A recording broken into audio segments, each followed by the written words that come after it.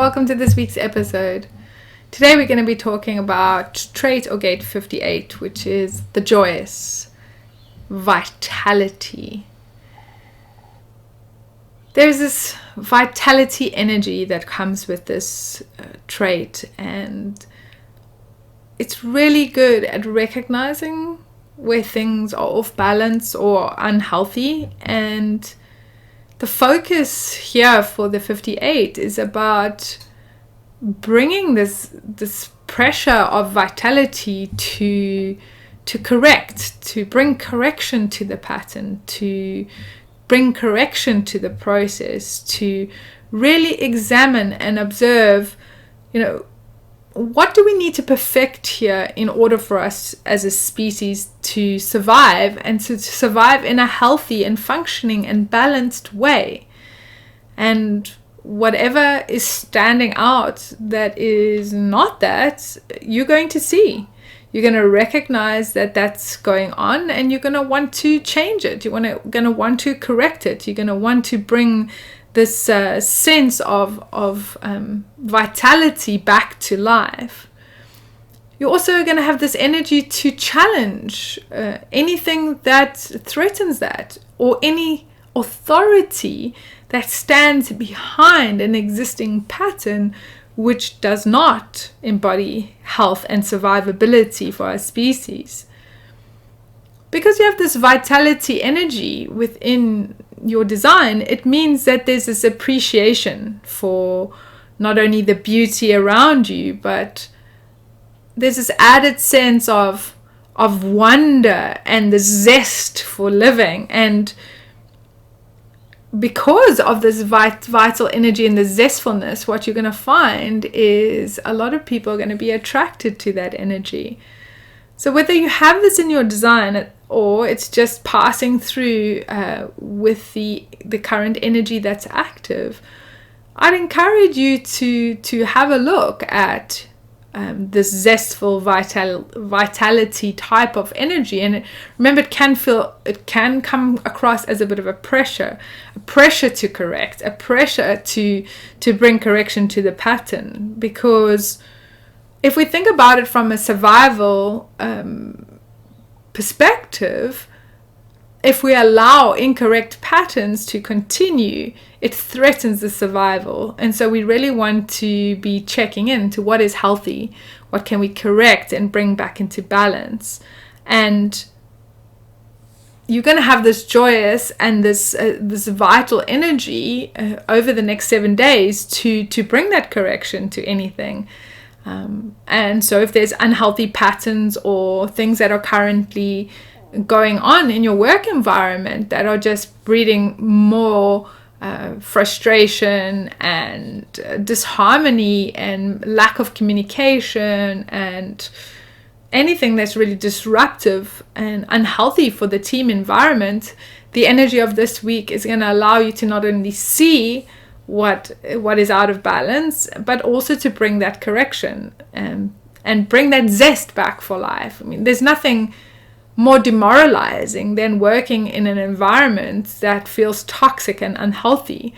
But when we work in an environment where there's so much life and zest and vitality, it's kind of infectious in a way, and it feels very supportive, and it feels quite harmonious to be in these types of environments. And so this energy can help you to achieve that.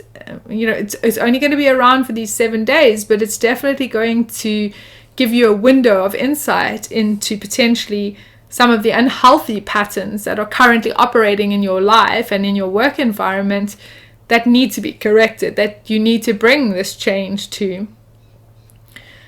Because this particular trait is in the drive and stamina or in the root, there's always going to be this pressure. And in this particular case, it's going to feel like vitality. And any type of pressure needs some form of release. And so you want to be able to release this vitality on work that is correct. Because if we're releasing it in places that are not correct, it's going to come across as almost being impatient and giving up your vitality to things that really do not deserve it or are really not for you. And ultimately, you can end up wasting this vitality energy. Anything in the drive and stamina or the root is also a type of a fuel. And so it's a logical way of looking at things.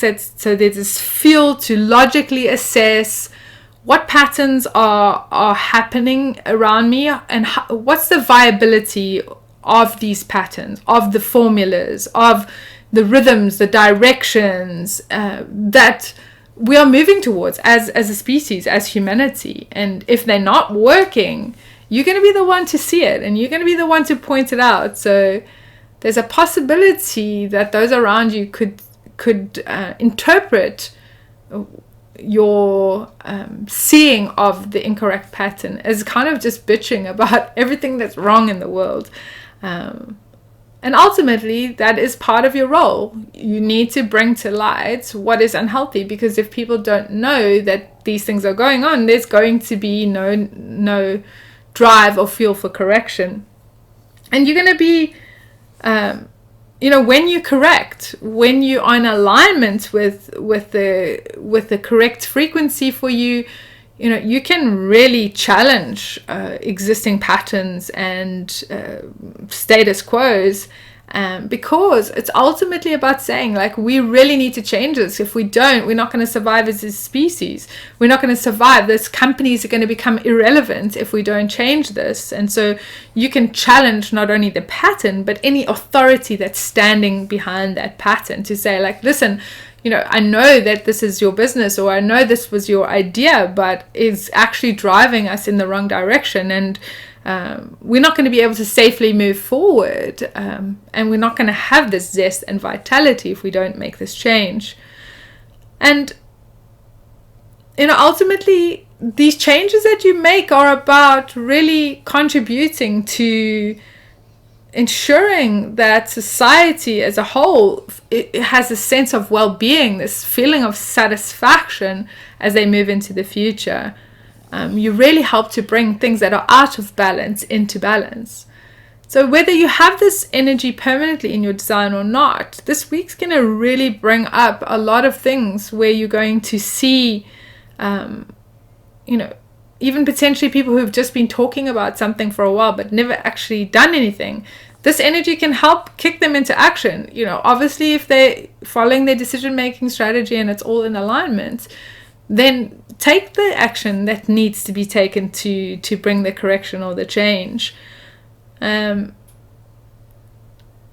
we don't have this energy consistently, and especially if the center is undefined in our chart, which means it's not consistent, there's always going to be this pressure to be free, to get rid of the pressure that we're feeling. And that can unfortunately often get us to take actions that may not be correct for us. And we can end up, giving our energy to things that are not correct for us. So a large part of this energy is about being in service, because it's about helping humanity to stay relevant, healthy, following the correct pattern that's going to be for survival. And so this week, just start noticing, what patterns are showing up for you. Is it time to let those go and maybe look at something different? Are you feeling the pressure? Do you feel a sudden burst of vitality and zest for life? Because with the zest and vitality for life, you can imagine that quite a lot more can happen in your life from that space. And always just checking in to see, are you in alignment with your design? Is this correct for you? Are these people correct for me? Is this pattern correct for me? And then seeing what you can let go of if it's not. I'd love to hear about your personal experiences of this particular energy, and whether you have it in your design or not, and how you've noticed the zest for life, but at the same time kind of this bitching and moaning about what you see in the world that isn't working, that's not correct, and how you might even see this week that there's this extra fuel to be able to challenge authorities. And maybe in the past you didn't want to speak up because your boss or your team leader or someone else that's more of an authority figure in your life, you didn't want to say anything because you didn't feel like it was your place. You might find that you just speak up when you don't normally. So just things to pay attention and to be aware of, and noticing this, you know, if we're living from a place of zest for life and vitality, how different does our life look, as opposed to when we are just trudging through a pattern that is no longer healthy or correct for us. Where does that lead us? So let me know, share with me whatever you see, and you know, what's coming up next is trait or gate 38, and that's really going to take us into what we call the new year. But there are some, you know, within the human design system, the new year doesn't start until towards the end of January. So just to bear that in mind. And there's going to be, I have a whole nother series which specifically speaks about, you know, the 5 steps of leading up to the human design or the rave new year. And just knowing that the 1st of January is not the beginning of the new year, but the next trait that we're going to step into is going to, you know, fall over when the time that we would call the new year. So next video will be looking at trait 38. If you would like to stay updated with all the traits videos that I make, please subscribe and you'll get notified of what's coming next. Hope you have a great day, and thanks for tuning in. My name's Lynda Gaiao. Hope to see you soon. Bye for now.